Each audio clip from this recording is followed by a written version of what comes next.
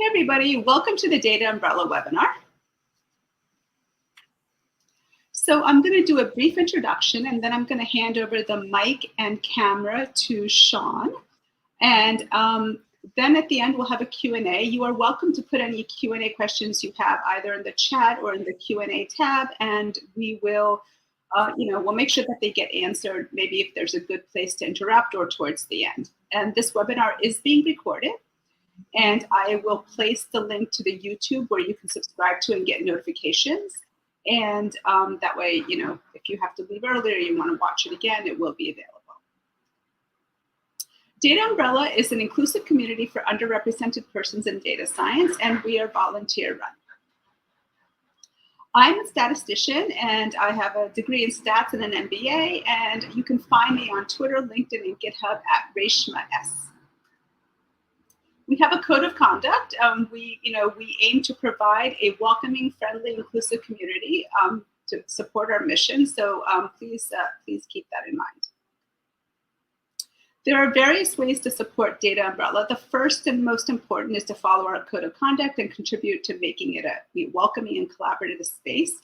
We have a Discord server. The link to that is available on our website. And we have transcripts of our events that you can also help with.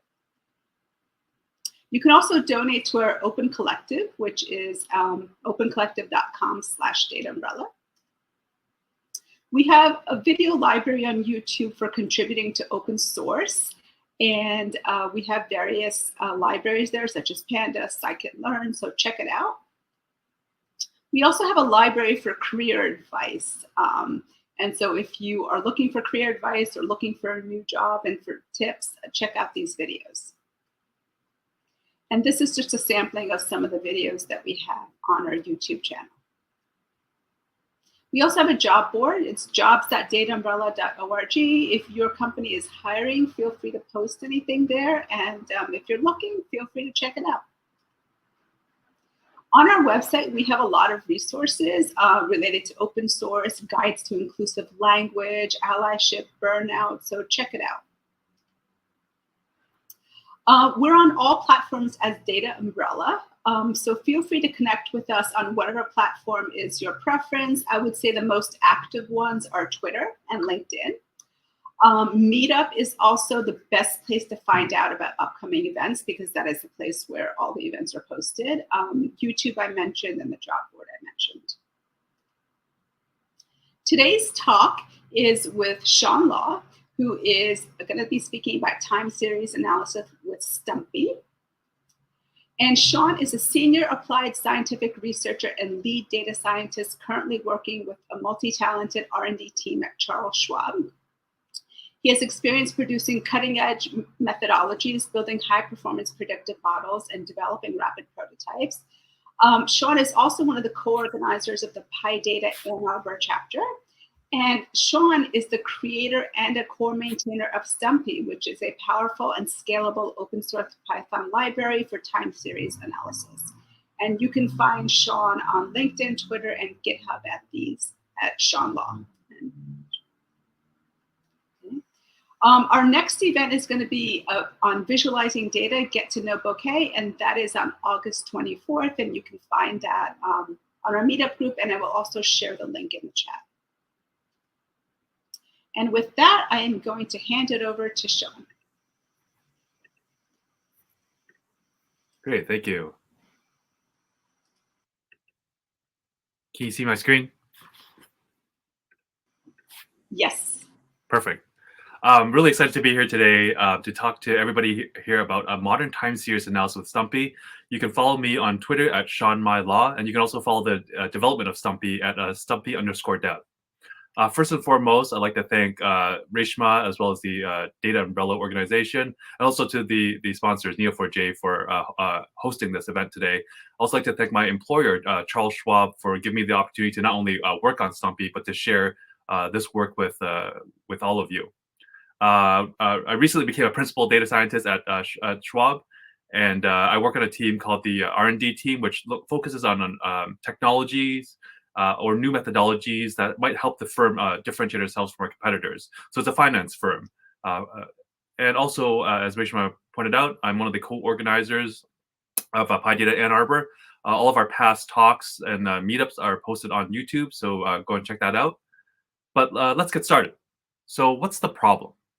So I'm sure all of us has sort of been here before, right? Whether you have some business partner or a manager or your boss saying, here's some time series data.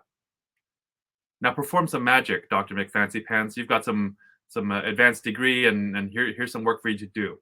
And if you're lucky, that time series might only contain 10 data points.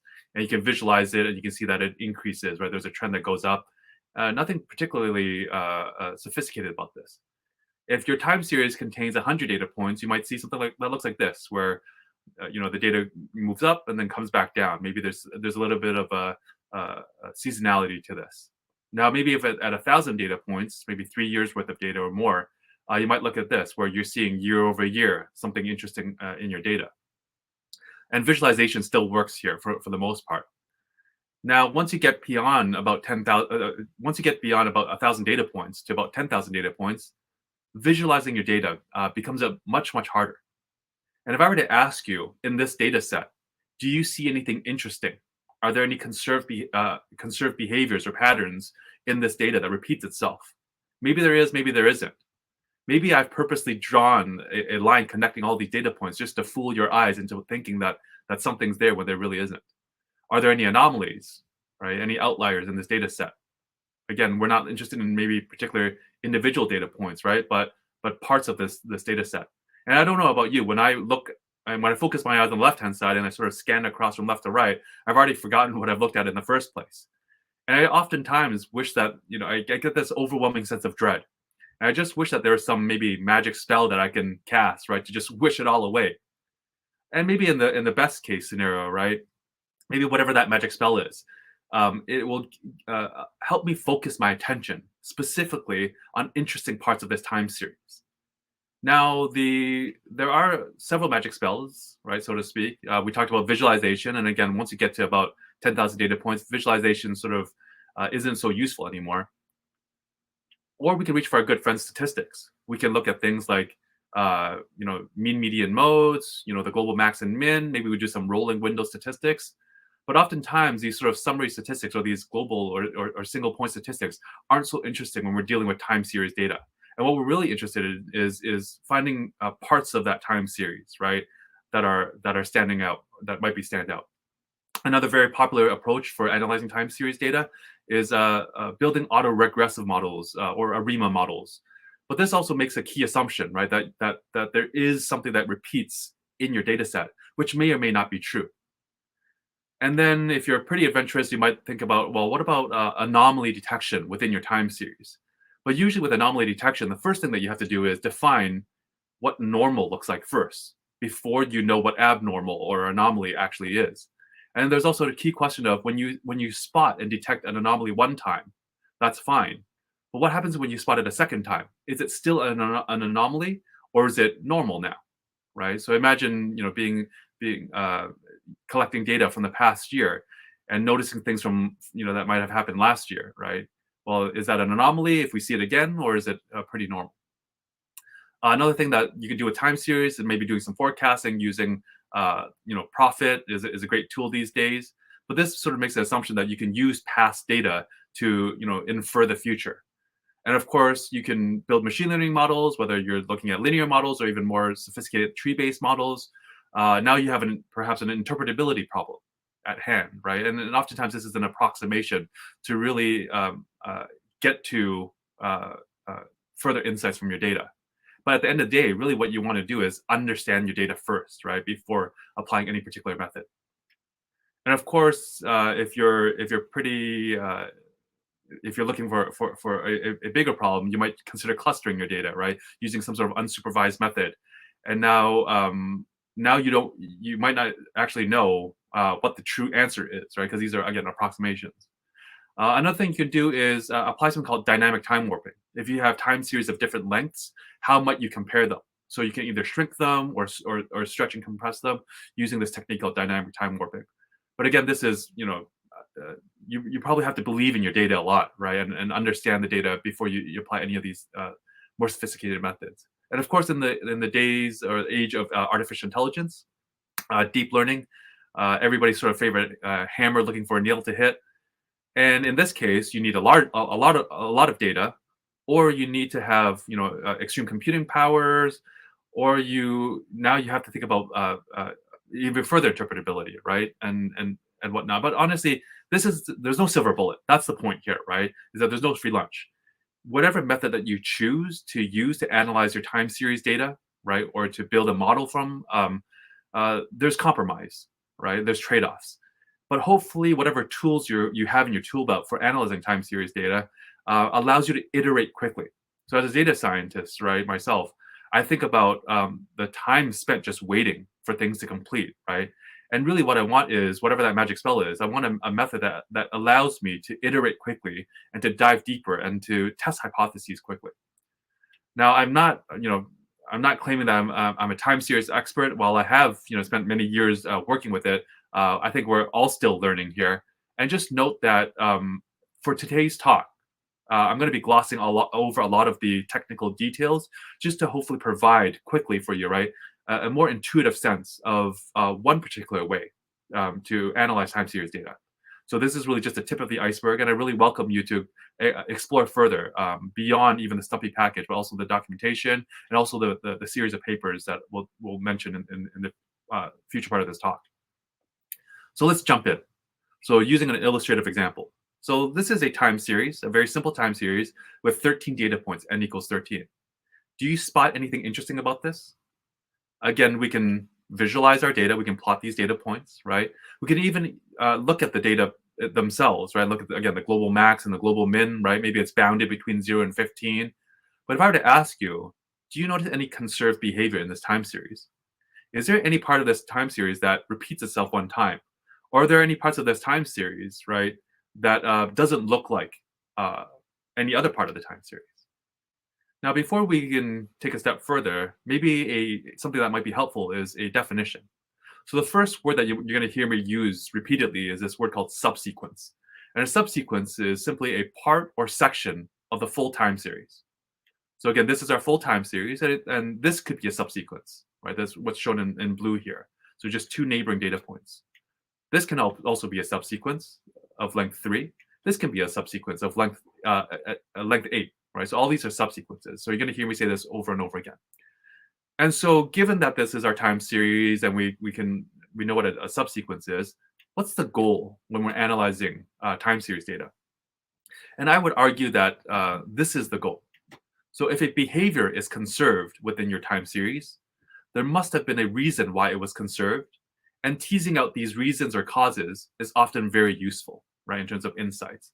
And when I talk about conserved behavior, I'm just talking about parts or subsequences that may or may not repeat themselves, okay, or roughly repeat themselves.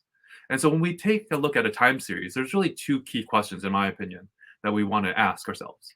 The first question is, do any conserved behaviors exist in my time series? So in other words, we're not making any assumptions that behaviors must be conserved. Maybe it's just completely random, right? That could be your data set. So we should ask, do any conserved behaviors exist first? And then if there are conserved behaviors, what are those conserved behaviors? And then where are they? Where do they exist inside that time series? And as a former scientist myself, I like to follow Occam's razor when I'm sort of approaching problems in order to understand them better. And Occam's razor states that simpler solutions are more likely to be correct than complex ones. So in essence, we're favoring simplicity over complexity, right? So that involves interpretability and so on and so forth.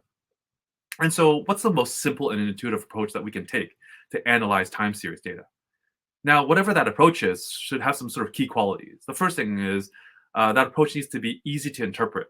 That means that when you perform the analysis and maybe you step away from it for 3 to 6 months and you come back to it and you look at it, you don't have to perform any mental gymnastics in order to understand and orient yourself, right? Within minutes, if not seconds, you should be able to hop right back into it. Another key quality is that the approach needs to be user or data agnostic. In other words, it doesn't require years of user experience, right? Like, when building an ARIMA model or tuning some hyperparameters in a machine learning model. And similarly, the method should not be dependent on a particular domain, a data domain. And also, hopefully the approach will require no or minimal prior knowledge. And what I really mean by prior knowledge is not only the knowledge of the data set or of the methodology itself, but also if you think about even building machine learning models, you're basically building a model on historical data or prior knowledge, right? Hopefully this analysis approach, you just take your data and you throw it in and it gives you results back, right, that you can interpret quickly. And then last but not least, whatever approach that you have is hopefully parameter free or essentially parameter free, or that you only need to choose a few or a handful, maybe just one parameter. In the case of machine learning models, you have to choose many, many parameters oftentimes, right? And oftentimes those parameters are hard to interpret. And so if we had to choose a parameter, it needs to be easy to interpret and easy to understand. Now, what is one of these parameters that we can choose when we're dealing with time series data? Well, one of these parameters is m, the subsequence length. We can choose maybe, in this case, m is equal to 4, right? We're choosing a subsequence length of 4. And once we've defined this single parameter, then we can start thinking about how might we compare subsequences. So how might we compare this light blue one with, let's say, this dark blue one on the far right? Now, one of the most simple and intuitive ways that we can compare two subsequences is using something called the Euclidean distance. And it's simply the straight line distance between 2 points. Now, what does that mean when we're dealing with our subsequences? Maybe let's not start with subsequences of length 4. Let's go back and say, what if we start with subsequences that are shorter, of length 2? We can take the light blue one and we can plot it, or sorry, we call it x, so it has 2 points, x1 and x2. And the dark blue one we'll call y, and it has 2 points, also y1 and y2. And we can plot x at the bottom right, in the light blue there, and then we plot y in the upper right. And we can draw a line between them, and this is the Euclidean distance. It's a straight line distance between these 2 points. Now, we don't have to give it a fancy name. We can call it h. And it turns out that you probably intuitively know how to compute this distance already. You do this by simply drawing a right-angled triangle, labeling the sides, and then to compute the distance, h, it's just simply h squared is equal to a squared plus b squared. And hopefully everybody recognizes this as not just Euclidean distance, but Pythagorean Theorem, right? So hopefully that's familiar for most folks here. And with this algorithm, or with this equation, we can plug in our points, and we find that the distance between these two subsequences is square root of 2. So h is equal to square root of 2. Now we can extend this out to longer and longer subsequences, right? Maybe going back to our example of length 4. And what you'll notice that we update our Pythagorean theorem accordingly. So we have now an x3 and a y3 term, and that's accounted for by the c squared term. So you subtract x3 and y3 and you square it. Same thing, we have an x4 and y4 term, and that's accounted for by this d squared term. So if you can imagine, as our subsequence gets longer and longer, maybe with 5 or 6 in length, then you'd have an e squared term and an f squared term, and so on and so forth. So we have a simple way to extend this to subsequences of any length when we want to compare these two subsequences. And again, we can plug in our numbers, and we see that the distance between the light blue and the dark blue subsequences is square root of 67. All right. And so we have some intuitive way to compare these subsequences in terms of similarity.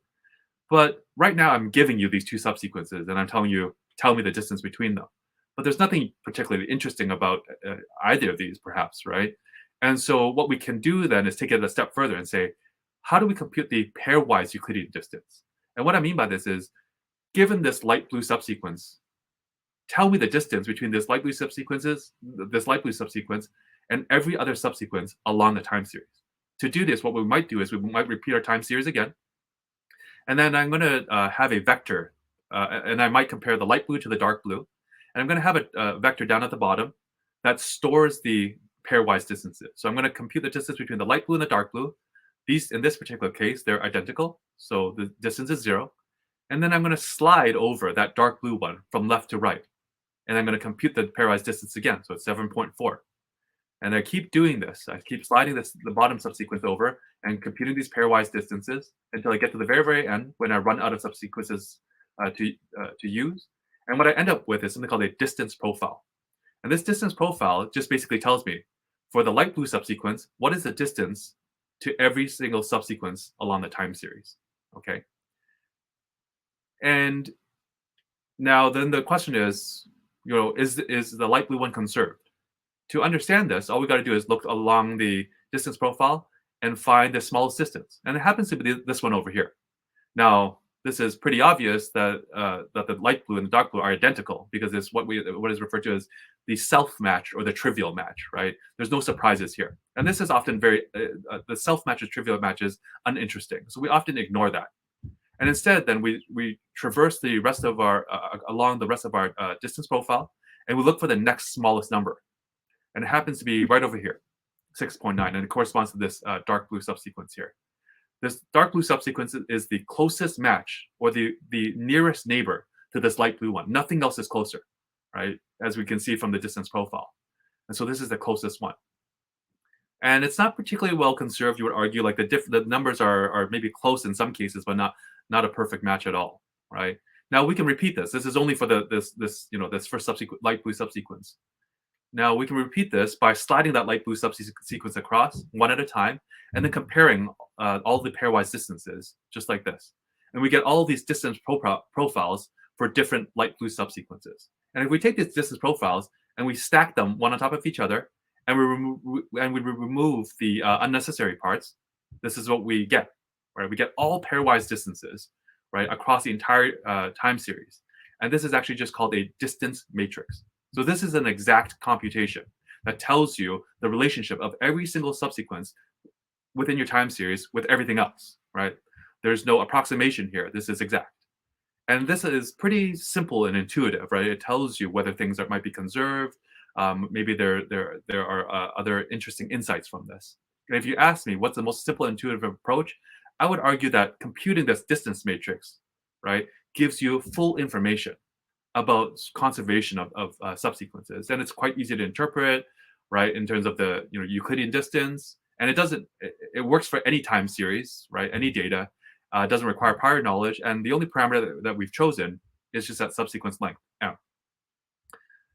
And this seems pretty nice and obvious, but there's got to be a catch here, right? And really, the second question that we should be asking ourselves is this solution scalable?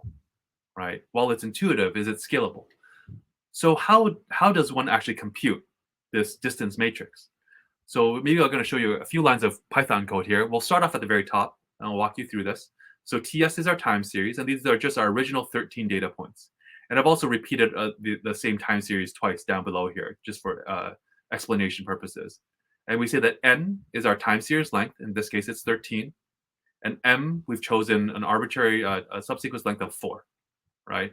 And to compute this full distance matrix, it only requires about 6 lines of additional Python code, and that's shown here. And getting into a little bit of the details here, right? I wanted to focus your attention on the fact that there are 3 for loops here. So this for I loop actually controls the sliding of the light blue subsequence, right? And the for j loop controls the sliding of the dark blue subsequence as it's moving across. And then the for k loop just performs the Euclidean distance calculation. And for those who are computationally inclined, you'll see that this actually takes what is called O of n squared by m time in terms of computational complexity. But also, in order to store this full distance matrix, it requires O of n squared space or memory to store. But what does this mean practically speaking? Let's sort of iron this out with a back of the envelope calculation. Imagine you have a thermostat in your home, in your apartment, right, that is collecting temperature measurements for 5 years, 365 days a year, 24 hours a day, 60 minutes every hour, 20 times every minute. That means for 5 years straight, this thermostat is collecting the temperature every 3 seconds for 5 years. This would amount to just over 52 million data points, right? And if we were to take this brute force or naive algorithm and compute this distance matrix, right, compute all the distance that are present there, it would take roughly 4.4 years to compute and over 11 petabytes of memory, right? And so if you ask me, is the solution scalable? Sadly, it is not, right? And it kind of explains why these more classical methods have garnered so much attention, right? Because they're either scalable, even though they're approximations, maybe they're not as interpretable, but you can use them, right, in modern time with large-ish data sets. And it kind of explains why this idea of computing this distance matrix, while it is exact, right, and is highly interpretable, just wasn't scalable. That is until now. So back in 2016, December of 2016, researchers at the University of California, Riverside, and the University of New Mexico published a series of back-to-back papers detailing a new data structure and also a new algorithm referred to as the matrix profile. And they've since published over 20 papers on this primary topic. And what is a matrix profile? So a matrix profile is a vector that stores the distance between each subsequence within a time series and its nearest neighbor. Believe it or not, you actually know what this means. If we go back to our distance matrix on the left here, the matrix profile says that it is storing the distance between the distance for each subsequence between the subsequence and its nearest neighbor, right? And so it's actually these blue boxes here is the distance of each subsequence to its first nearest neighbor. And all the matrix profile is doing is taking out these distances and storing them. So even though we compute all of the pairwise distances, we're only extracting out the one nearest neighbor, your closest neighbor, okay? And in doing so, this reduces the memory complexity to O of n space, right? So linear space. But the authors claim that they were able to compute this exact matrix profile in O of n squared time. So it's actually much, much faster. And that with this matrix profile, they also claim that you can answer these two questions, right, that we posed at the beginning. And that is, do any conserved behaviors exist in my time series? And if there are, what are they and where are they? So given this illustrative example at the beginning, right, with our time series, we can actually annotate this time series using its matrix profile that was computed. So that's the matrix profile down here, okay? And we can also plot it. We can look at the matrix profile that corresponds to this time series. And the way to interpret or to think about this matrix profile, right, or to use this matrix profile is the following. So let's say for this subsequence up here, right, its nearest neighbor has a distance of 6.9 away, Euclidean distance away. Or even this one here, its nearest neighbor has a distance of 1.4 away. Or maybe the one all the way at the other end, its nearest neighbor is 6.2 away. Okay, so that tells you some information there. Now, what's also interesting here, right, is in order to know whether or not there are any conserved behaviors, what we can do is we can look at our matrix profile and we look at the global minima, right? And it's usually a pair. And it happens to be these 2 points here. And the two lowest distance values is 1.4. And they correspond to this subsequence on the left and this subsequence in the dark blue there. And these two subsequences are each other's nearest neighbors, right? And if you actually look at them, right, and you compare them by eye, the first two numbers, they're both 1. The next two numbers are 3 and 2, so they're pretty close. The third numbers are both 2, and the last numbers are 9 and 10, also very, very close. So you can see that the distance between them is not 0 because they're not identical, but for all intents and purposes, these are a reasonable match, right? And so by looking at your matrix profile, you have to just simply identify where the minima are, and that tells you and helps you identify where the conserved behaviors or patterns are within your time series. And this is often referred to as a motif or a potential pattern, right? And it directs you where to look. So given any time series, as long as you compute the matrix profile, you can look at it and it can direct your attention of where you should look first in terms of where the conserved behaviors are. Now, one additional thing here is that was outlined in these series of papers is something called a matrix profile index. And this is simply the index location of the nearest neighbor for a given subsequence. So in other words, what this means is that what you'll also notice that at the very top there, I have this zero-based indexing, right? And for, let's say, this light blue subsequence over here, not only do I know that its nearest neighbor has a distance of 1.4 away, its nearest neighbor is actually located at index 8. So all the way over here, right? Starting at index 8 here. And similarly for the dark blue subsequence, its nearest neighbor happens to be located at index 1. And in fact, for every single subsequence along here, not only do you know how far in distance its nearest neighbor is, but you also know where it is located along that time series, right? So it sort of answers that second question of what is that conserved subsequences and where are they? And just to drive home this point, let's say for this subsequence over here, its nearest neighbor is located 6.2 distance away, And that subsequence is all the way over here, starting at index 2, and that's this subsequence over here in dark blue. There is no other subsequence along this time series that matches that light blue one better than that dark blue one. So that's how you interpret this. Now, another thing you can do, given the matrix profile, is you can also ask, are there any subsequences along this time series that doesn't have a good nearest neighbor, or a nearest neighbor that looks particularly close to it? And to do that, you just simply look for the global maximum along your matrix profile. And that happens to be this point right here, corresponding to this subsequence. So this subsequence, its nearest neighbor is 14.1 away, which is a pretty large distance away, comparatively speaking, right? A lot compared to the rest of the matrix profile. And it's just simply that its nearest neighbor doesn't look particularly close to this. And this is often referred to as a discord or a potential anomaly, right? If you're into anomaly detection. And so again, this a bit of review here. The brute force, we said, was pretty slow, and that these series of papers, the first one that was published, outlined an algorithm that claimed that they can use fast Fourier transforms to compute this, this matrix profile in n squared of log n time. And then they went on to present a second algorithm called STUMP that, with some really nice math, simplified this computational complexity down to O of n squared times, so even faster.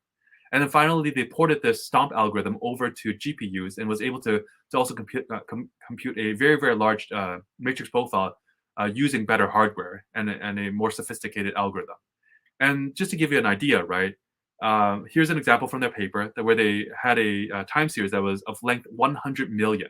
This is twice as long as that sort of back of the envelope calculation that we had, or example that we had. So this is like 10 years worth of data for every 3 seconds, right? And they used their GPU-STOMP algorithm, and they were able to compute the matrix profile in just 12 days, right? Mind you, it would have taken over 1,500 years to compute, again, with that naive algorithm.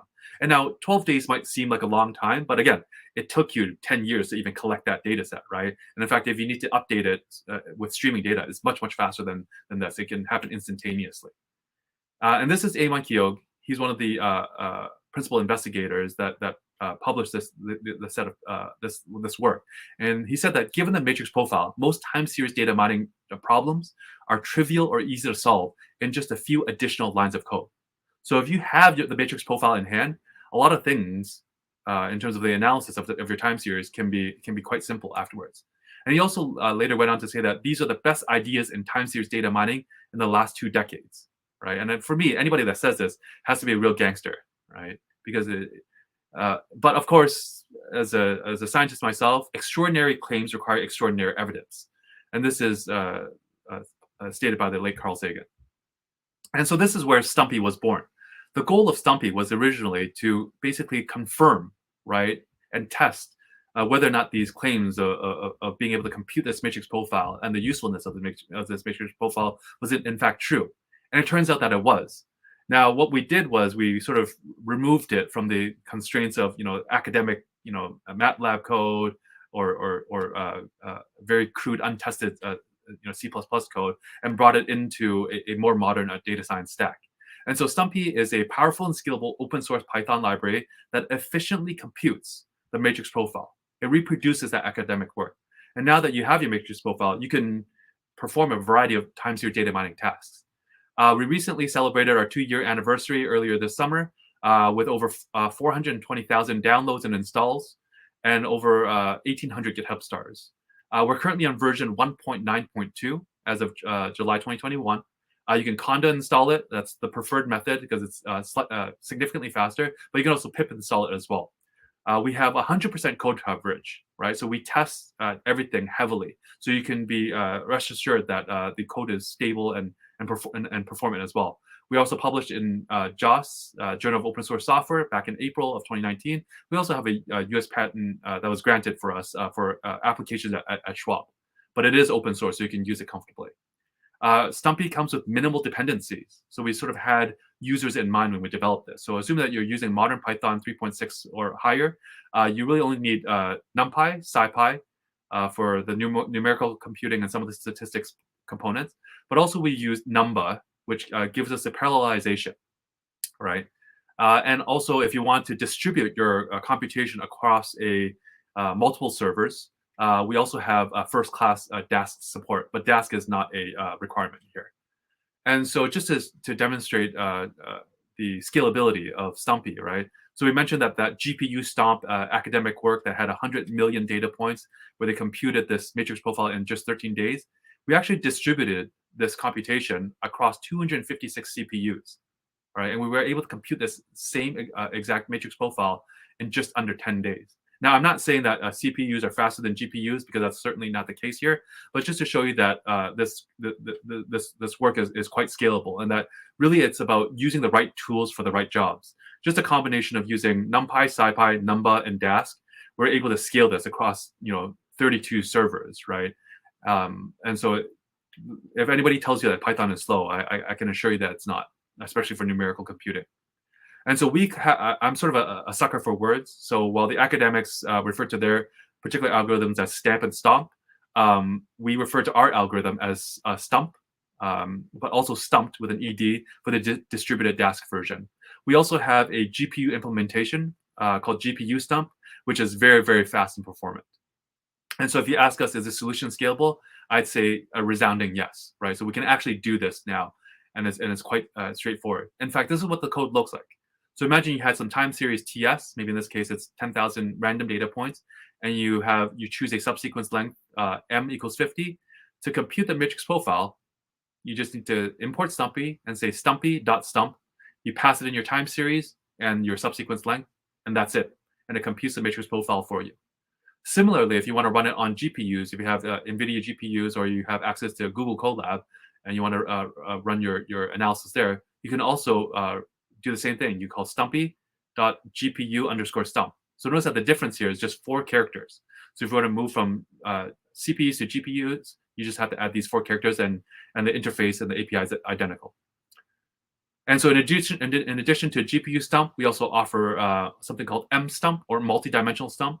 So instead of only having a single time series, maybe you have a room where you not only have a thermostat, but you have a pressure sensor, as well as a humidity sensor, right? And you have multi-dimensional time series. You can use M-STUMP or M-STUMP, the distributed version, to compute a multi-dimensional matrix profile.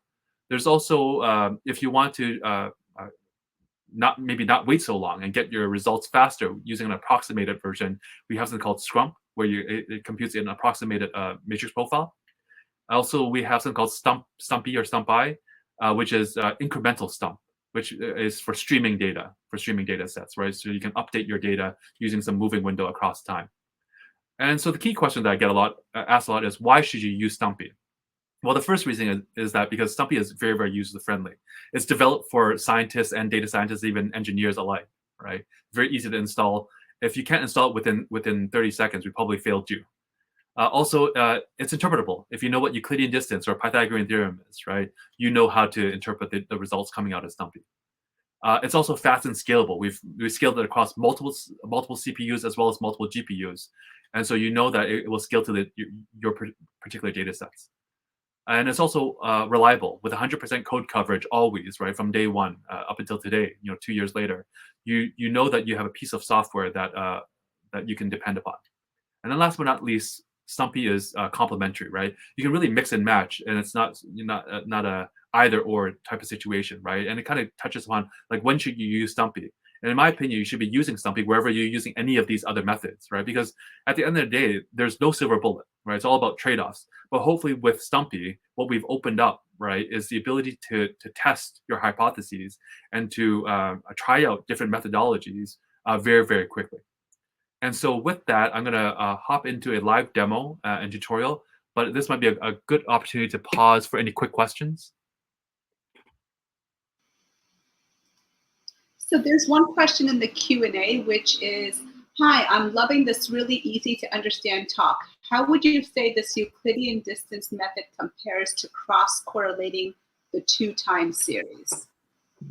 Good question. So it turns out that with Z-normalized Euclidean distance, there's actually an exact one-to-one mapping to correlation, right? So you can actually take the distances that are computed from STUMPY and convert them to correlation, and you get something very similar, right? So when you have a correlation of 1, it's essentially a distance of 0, right? And so there's a direct relationship. But I think that depending on interpretation, right? I think that distance, in my opinion, is slightly easier to interpret, right? But also if you think about choosing different window sizes too, right? Distances can change, right? Whereas the correlation might still be, might still be the same value, right? But yeah, they're in my brain virtually identical. Right? It's just a different transformation. Okay, another question is it open source? Yep. STUMPY is 100% open source. So again, you can pip install it. We have a BSD3 license. You can conda install it. And so try it out. Hopefully, maybe in the background right now, you can try to pip and conda install it and let me know what you find. Okay, and another question, this is actually had the same question, first question is, how do you pick sequence length, and what do you do after identifying the minima? Yeah, so maybe let's hold the subsequence length to a bit later. And the second part of the question about how to interpret, right? I think hopefully this live example will help reinforce. So if I draw everybody's attention to this time series up here, right? This is actually the same time series that I showed you at the beginning of the talk with the 10,000 data points. And if I were to ask you, what's interesting about this time series, right? So imagine somebody dropped this on your lap, this time series on your lap, and you have to say, where should I focus my attention on? Well, the first thing that you would probably want to do is say, well, is anything repeating, right? And I don't know about you, but again, when I look across here, I'm getting cross-eyed, right? But what if we cheated? What if I actually told you that something does repeat itself? And that may or may not be true with all time series, right? But not only did I tell you that something repeats itself, but I actually showed it to you. So this subsequence over here, shown in green here, right? I've actually zoomed in on it on the bottom, right? So you can see all the details. Can you spot where along this time series this green subsequence repeats itself roughly? It's not identical, but it roughly repeats itself. Not to belabor the point, but I can actually show you where it is. It happens to be all the way shown in gray on the far right there. And I've superimposed and overlaid the green and the gray, right? And so you can see that for all intents and purposes, they're a pretty close match. In fact, the Euclidean distance between them is 5.5. So it's not 0 because there's some differences here and some differences here. But again, for most of us, we probably agree that they're a pretty close match, right? And that this is a potential pattern. And this tells you, right, immediately, once you compute a matrix profile for this, hopefully the astute observer will notice that this is a matrix profile right underneath. And given this matrix profile, right, so imagine that somebody gave you this time series and you didn't even look at it yet. And you just simply ran it through STUMPY and you computed this matrix profile. By looking at this matrix profile, all you got to do is look at the global minima, which is over here, and where they're positioned. And it will tell you what subsequence these two positions are and why they're a close match, right? And in fact, not only does it tell you the global minima, right, or the most dominant pattern, it tells you all potential patterns, right, whether you like it or not. So if I press play, what you're going to see is that this green subsequence is going to move from left to right, and that gray match or closest nearest neighbor is going to start jumping around, right? So it's finding exactly the nearest neighbor. And one thing that you might notice too is that the nearest neighbor to the green subsequence doesn't always have to come after, right? It can also come in to the left, right? Which is in the past, right? Or in history. But also notice here too that the distance between the subsequences, right? Or the nearest neighbors can also change too. And so if you want to look for conserved patterns, what you do is you look for minima or even local minima. But if you want to look for potential anomalous behavior in your time series or anomalous subsequences, right, then you would just scan across and move towards the global maxima, which is right about here. So what this roughly means is that the green subsequence that you're seeing here, right, its nearest neighbor is a distance of 23.4 away. And that's what this gray line is underneath. But you can tell that they're actually not close at all. But nothing else is closer, right? And so this means that this green subsequence is a potential anomaly in your data set, right? And trying to understand why that is useful might be important to you. And again, the point of this is sort of exploratory data analysis is where STUMPY really shines, right? Is that you don't want to waste your time looking at everything, but at least how do you prioritize what you should look at first? And by looking at the global minima or even local minima, as well as the global maximum, right, along your matrix profile, really helps you identify interesting things from your time series. But there's actually a lot of other things too. I wanted to point out is our documentation. So stumpy.redditdocs.io, we have tutorials that actually reproduce a lot of the published work and examples, right, across different use cases. So I urge you to take a look there, probably beyond the scope of the discussion for today, but hopefully that helps.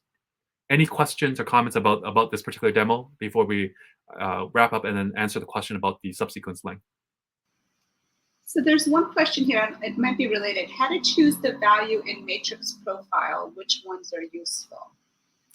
Yeah, so again, the most dominant ones are probably your most useful ones, right? The lower the distance tells you the more conserved, so to speak, that subsequence, right? And then it's up to you, right, as a practitioner to look more specifically at the time series, maybe at that window time. Did some event occur that might have caused that subsequence to repeat itself, right? Because if you think back to maybe the original data set here, right, or this subsequence here, these two subsequences look virtually identical. And the question is to tease out, maybe prior to the event happening, did something occur, right? That is repeatable, and it could be some sort of upstream signal, right, to tell you that something is going to happen in the future. But again, explaining these two patterns is often very, very useful, right? And understanding why something is repeated. Otherwise, it might be just random noise, right? Which is also quite unlikely given a longer and longer time series. Any other questions? There's one more question. How does this work with changes in amplitude or frequency? For example, frequency increasing over time. A great question. So one thing one of the details that I glossed over in the particular in the talk itself, right, was that when I said Euclidean distance, out of the box, Stumpy computes something called the z-normalized Euclidean distance, or some people refer to it as standardization. That means that before we compute the distance between the green and the gray, we actually take the subsequence, subtract the mean of the subsequence from itself, and then divide by the standard deviation of that subsequence, right? And that means that you're removing, basically, you're normalizing, right? And you're removing that amplitude. And so even if there was some increasing trend and that gray one was up higher, by doing the z-normalization, you're basically removing that relative amplitude. And what you're in fact looking at is relative shape of these subsequences. Now there is an option in Stumpy, one of the parameters in called normalize. If you set normalize equal to false, then it will actually not perform that z-normalization. So you can choose for yourself. Oftentimes when you're dealing with anomaly detection, you don't want that z-normalization because you want to find these peaks in your data. So if you set normalize equal to false, then you're able to capture that. But otherwise, z-normalization comes out of the box. Another question, can you briefly summarize how to interpret the pattern match overlay? I'm not sure that there's anything particular here, right? This is just to show you visually, right, that whatever it returns, again, this is an exact sorry, this is the one nearest neighbor, right? So the gray one is the gray line is the one nearest neighbor that is closest to this green one. So there is nothing else that's closer, right? So it's up to you to interpret whether or not this is close enough, right, for you to make the assertion that they are, a match. Because even if I slide this over, right, where maybe the distance is a little bit higher, and you can see that the Euclidean distance between the green and the gray now is 14.5. So the last one that I showed was 5.5, right? And again, you understand that they're not identical, but from a shape standpoint, they're pretty close. And as this distance between the green and the gray increases larger and larger, right? These things become less of a true match, right? It's just simply your nearest neighbor. But maybe what you can also do is that you can take this matrix profile, right, and you can ask, well, what is the average distance to a nearest neighbor? And maybe you can set some threshold where you choose, like, let's say 2 standard deviations below the average matrix profile distance, and use that as your threshold of saying whether or not something is a significant match. So that's one approach that you can take. Or you can set a hard distance threshold as well, if you like. I guess, would you almost say one is, let me know if I'm interpreting, one is sort of what you've observed, and one is sort of what you predicted based on, quote, the model, the assumptions that you're running with this? So I want to be careful to not say model or prediction, right? Because this is again exact, right? This is not an approximation, right? We're not building a model. We're actually asking the question: if I scan right along the entire time series, what is the absolute closest subsequence, right? So this is a very precise calculation, and because nothing else in this time series is closer, and so the interpretation is really up to the user, right? Again, we have the two questions at the beginning of uh, do any conserved behaviors exist, right? So do we have any sort of major minima, right, along the matrix profile? And then if there are, right, point them out to me, right? Show me where they are and then what they are. So the where is this line here or these boxes here, right? And then the what is what we're seeing here, and it allows you as the analyst, right, or the data scientist to visualize these things and see them very, very clearly without any ambiguity.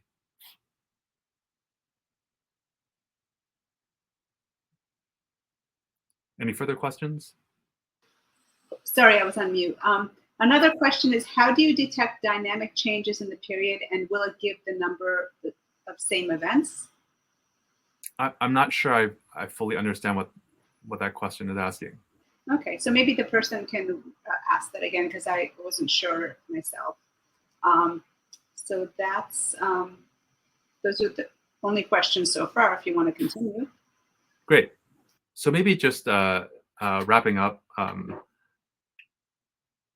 So we've only scratched the surface here of looking for potential patterns and potential anomalies, right? And that's the motif and discovery. We mentioned briefly also multi-dimensional matrix profiles, which adds a little bit of complexity. But you can also do something called time series chains, where you're looking at which is similar to time series forecasting to some extent. Also semantic segmentation, or some of you might know this as like change point detection, right? Finding different regimes within your data. Maybe some event occurs and the time series shifts to a different regime. You can even use the matrix profile as machine learning features, right? Or even perform clustering using something called NP-DIS, and a lot of other applications that we were unable to explain today, but this is fully documented in our documentation, so I encourage you to go and check it out. And then last but not least, final calls to action. The first thing is we're always looking for contributors. It's an open source package. We have a contributor on this call today, in fact. But yeah, we'd love to engage with you. Also communicate. Please tell your friends, your colleagues about STUMPY. And then last but not least, love for you to consume and use STUMPY, right? Tell us what you think about it, and hopefully we can make it better together. And then with that, I want to thank you all for your time and for joining me here today. If you want to search for STUMPY in your favorite search engine, just type in Python STUMPY. For the tutorials, you can just go to tiny.cc STUMPY-tutorials. The live demo that I just showed a moment ago can be found at tiny.cc STUMPY demo. If you want to access some GPUs, you can also see an example of this using Google Colab. Also, the code again is open source and it's available here. And also our documentation is available at this link. And then finally, the JOS publication. And if you want to follow me on Twitter at SeanMyLaw, or also the development of STUMPY at Stumpy_dev. So thank you. I know that there was a question about choosing a window size. And so I will flip down to the bottom, some slides about this. So we actually released a new feature, something called a pan matrix profile. But this really is meant to explain how might you choose, right, this one parameter of the subsequence length. So if you remember our example here, right, we have our time series, and we sort of arbitrarily chose a subsequence length of m equals 4, right? And we computed a matrix profile. But we could have very well have chosen a subsequence length of m equals 1 or m equals 10, right? But obviously, as you increase your your subsequence length, the number of distances, right, that are available to you gets smaller and smaller, right? But in fact, you could have chosen m, you know, from 1 to 10 as well, right, and computed all of the matrix profiles. And the one way to know or to better interpret what value of m to choose, or the subsequence window size to choose, is you can do this. You can compute a bunch of different subsequence windows lengths, right? And you can normalize them. Okay, so maybe I'll go back a step here, right? These are the original lengths, but you can normalize it by the window size, and this is what you get. Okay, and if I choose all of the values, right, within all of these matrix profiles that are less than some threshold, and we color those black, then we get this picture here, right? So maybe I chose a threshold of like 0.3, right, or 0.2 roughly, right, which is a reasonable sort of a normalized distance threshold, and this is what you see. And this picture here actually tells you, right, that as you increase the length of your window size, it forms this peak here, this triangle. And the peak of this triangle actually tells you approximately what is a reasonable window size to choose. In this case, it happens to be 4, right? You can choose other window sizes, but the likelihood of you finding something that's conserved or conserved behavior is very, very low. And so this is how you choose window sizes. Now, I think one thing to point out, right, is that within a single time series, you can have conserved patterns or behaviors that are of differing window sizes, within one time series. So it does require you to test out a bunch of different window sizes. But if you look at in STUMPY, one of our new capabilities is to compute this thing called a pan matrix profile, right? Which is basically a matrix profile using many different subsequence lengths, and it gives you this sort of picture on the right here. And if you're interested, the function to call it's called STIMP, S-T-I-M-P. So then it produces this pan matrix profile. And so this is how you choose the subsequence, the appropriate subsequence length. If you have a time series that is has differing patterns across multiple subsequence lengths, what you'll end up seeing is triangles not only at 4 but also at the larger values as well. So hopefully that answers the question.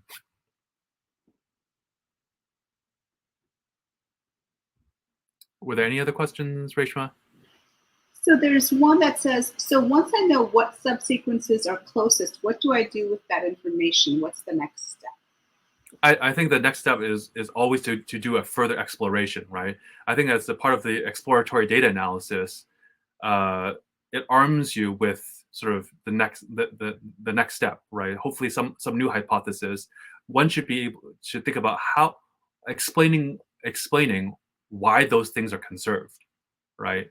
So given the time series, that obviously has no context, right? I think what the data scientist or the data analyst or the domain expert can then provide, right, is perhaps the insight now that given that these two things are repeating itself, right? Not only, maybe it repeats itself not only once, but it repeats itself, 14 times within your time series. Why is that, right? But without tools like a matrix profile, you might not have actually been able to quickly identify, right, that something was actually repeating, right? So STUMPY gives you that capability where it identifies repeating patterns, and it's up to you now, right, to take the next step and dive deeper into understanding the why behind it.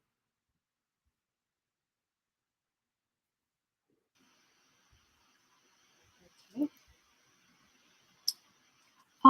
I have a question for you, which is, it looks like it's pretty powerful in Python, and I've been hearing a lot about Julia lately in terms of its computing power. And I'm wondering, is there, do you think this is something that has potential in Julia, or do you think Python is powerful enough for this time series analysis? So, considering the fact, so I think again, at the end of the day, right, choose the right tool for the right job. I believe that there might be somebody that had written some sample code for doing computer matrix profiles in other languages like Julia. But I would sort of maybe argue, right? Like it depends on your data science stack that you're using. I happen to be a Python user myself, but in terms of performance, maybe to demonstrate, right? So we compared this actually with the academic papers, right, where they were writing like raw CUDA code or writing raw C++ code, right? You can argue that that's where you'd probably want to be. And so with STUMPY performance, this was the benchmark, right? So this was they ran this was 100, I guess 100 million data points, but they had many different examples, and they ran it on GPUs, right? So it's extremely fast, right? And so for STUMPY, this is our CPU implementation. So this is using 2 CPUs, right? Using 16 CPUs, using 128 CPUs. We're getting pretty close to the benchmark, right? And also using 256 CPUs, right? We're doing even faster than the benchmark. So STUMPY scales, right, across multiple servers and multiple CPUs, but also more importantly, while STUMPY is written in Python, because we're using Numba, Numba actually takes that raw Python code and JIT compiles it to very performant and parallelized code. And so it's not that we're actually doing this computation in Python and in NumPy. It's actually specific for your particular hardware. In addition to this, even the GPU versions of the code, right? We've shown here with using one single GPU or 2 GPUs, we're actually doing better than what was published. Again, with hardware getting faster and faster, really it's a matter of implementing the core algorithms correctly.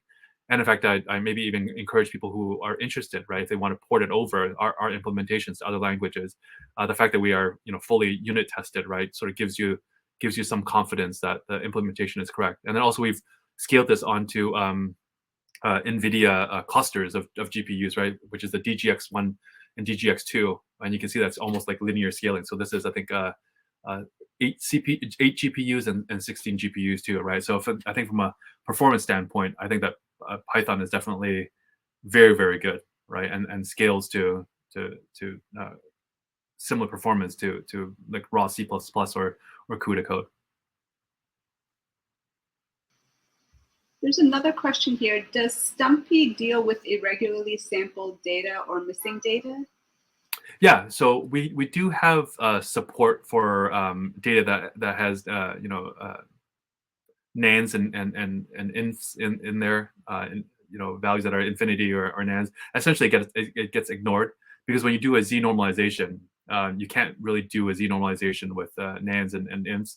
So it handles it, but it does not impute any data. So it's sort of left up to the user to make sure that if you want imputation, that you're performing that. Really, the goal of STUMPY, right, is to compute the matrix profile efficiently, right, so that you don't have to reinvent that wheel.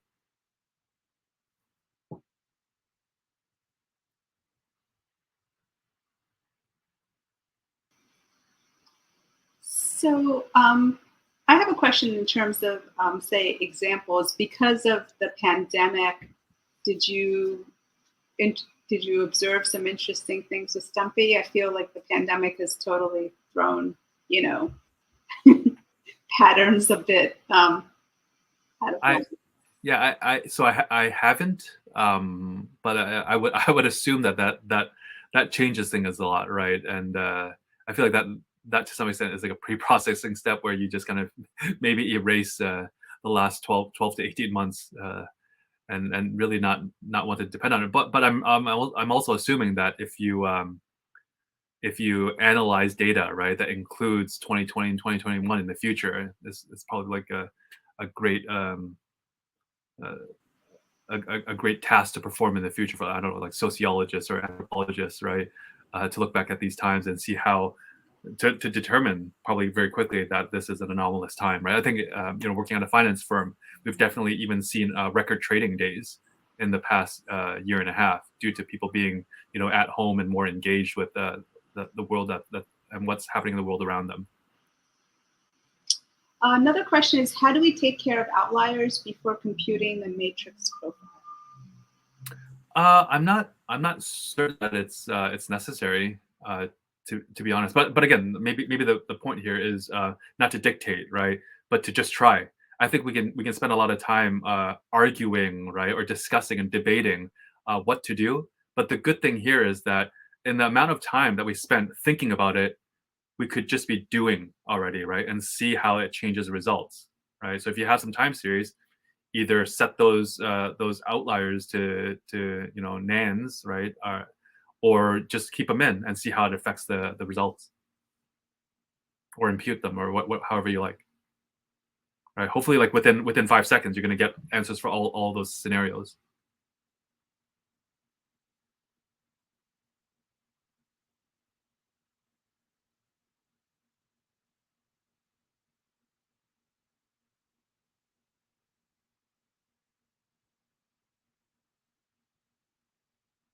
Any other questions or comments?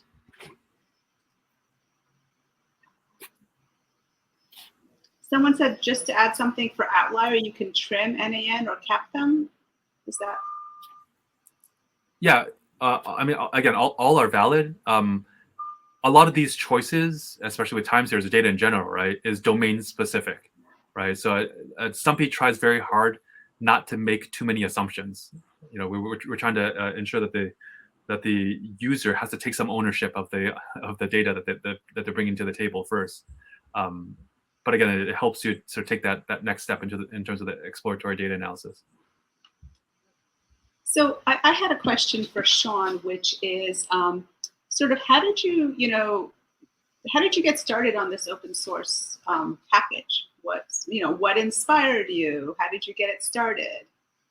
That's a great question. So when these series of papers were published, I actually stumbled across them in a subreddit. I think it was like a machine learning subreddit or something like that.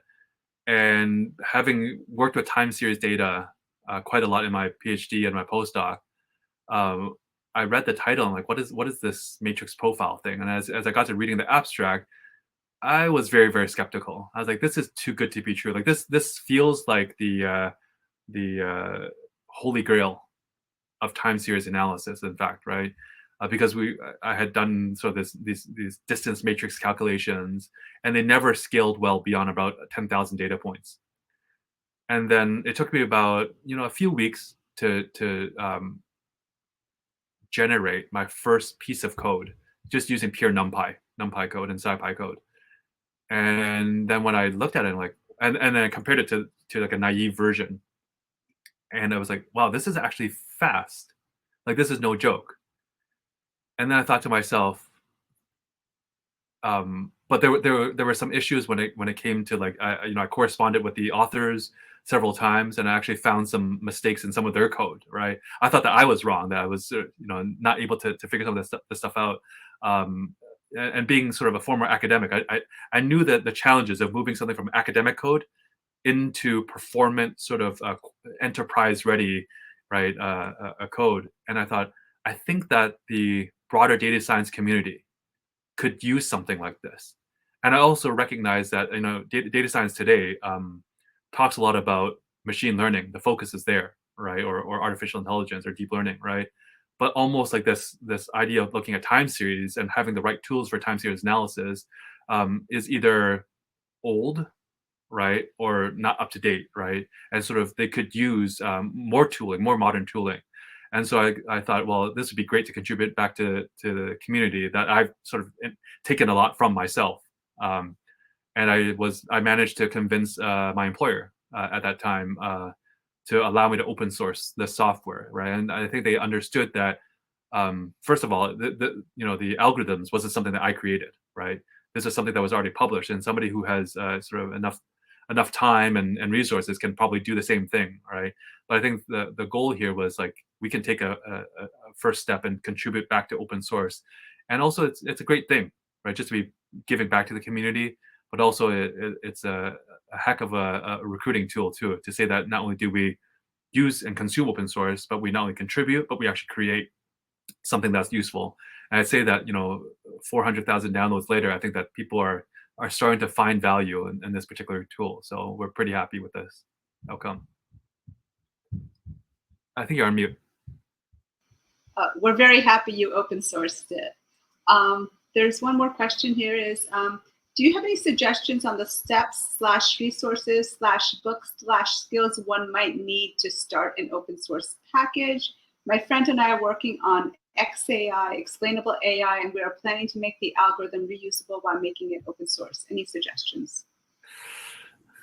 I I feel like that's a tough question, right? Because I think that everybody might have different goals when it comes to creating and giving to open source.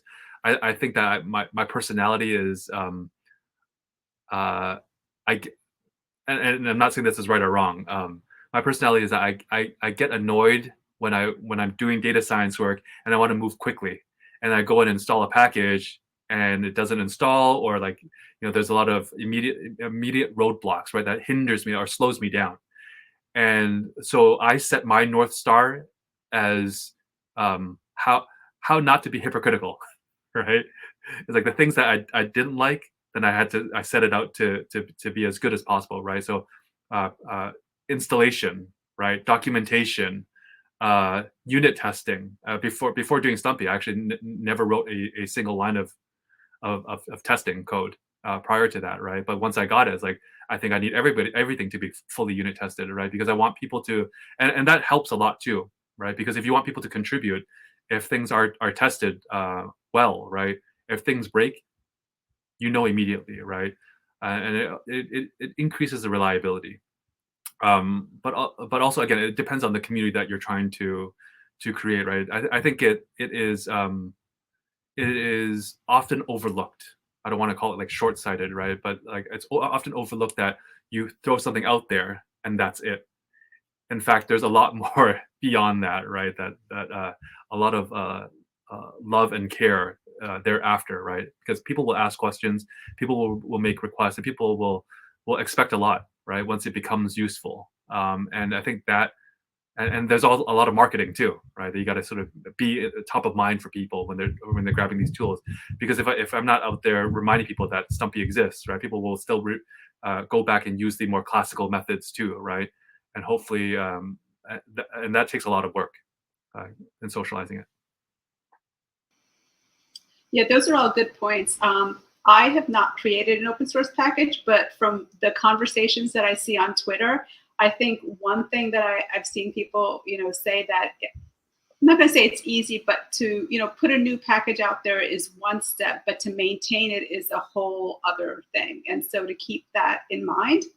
And the other thing that I would say is, do the research and see what other open source packages are there that do something similar, and see if you can sort of team up and contribute in that way, because there is a lot involved in making sure that the pipeline doesn't break, that you can easily, that does work with Anaconda and Pip and all of these, compatible with libraries, and that maybe there's an existing package that you can, sort of contribute to it and add like a major enhancement to. I would recommend that. Yeah, I would maybe call out one specific package or maintainer, which is who is Leland McInnes, who wrote the packages for UMAP, PyNN Descent, as well as HDB scan, very heavily used in data science. I met Leland a couple of years ago, and when I first was thinking about open sourcing this, I asked him, because I wanted to sort of aspire towards, the type of contribution that his packages were, and he was very, very open to say, take whatever you want. It's open source, right? If there's code that is helpful, if you have questions and ask, right? I think that was very, very valuable for us in our growth, and we still continue to make improvements every day. But I think one thing to keep in mind is that once you go open source, it isn't only you, right, or your group anymore. You can ask for help. I think one of the still up until this day, it surprises me when I label something, let's say as a help wanted or help needed or a great first contribution, right? And people hop on and they fix things. And I've never met them. They're probably halfway across the world. I remember one of the first ones, I had posted something on our GitHub issues, one of the first issues, and somebody from Sydney, Australia, or no, it was Melbourne, Australia, that just didn't know who they were, and they were like halfway across the world, and they helped me set up Azure pipelines, like a continuous integration, and I was like, wow, it was phenomenal, because when I was asleep, they were awake working on it, and then when they were asleep, I could respond to some of their questions and comments, right? And that has happened time and time again, right? Where the open source community is just amazing, right? And they continue to inspire me, right, to continue to give back. And so keep that in mind, that it's really about a community, right, and what you want to grow beyond just only putting the code out there. I think putting the code out there again is just the first step. That is true. And I think you said it already, but documentation. It's just as important, right, as the code. The other thing is, in case, like if you're connected to the SciPy community, there's a lot of, core developers of all these libraries in the SciPy community, and that's a good place to connect and ask questions and see what other people are doing and seeing, where your open source package can fit in. So I see let me see if there's another question in the chat. Okay, no other questions. Okay. Yeah, does anybody else have any questions? We have a couple more minutes in case you have any questions. This is being recorded, and I typically have it up within a day on YouTube. So it will be there. By the way, I like the bouquet dashboard that you did. We have a bouquet talk coming up in a couple of weeks. So dashboards, visualizations are always helpful in understanding. So. Yeah, I love bouquet. All right, so I see no more questions. So thank you so much, Sean, for joining us and presenting on STUMPY. And yeah, thank you. And it's good to connect with you again. Yeah, it was an absolute pleasure, and thank you for having me, Reshama.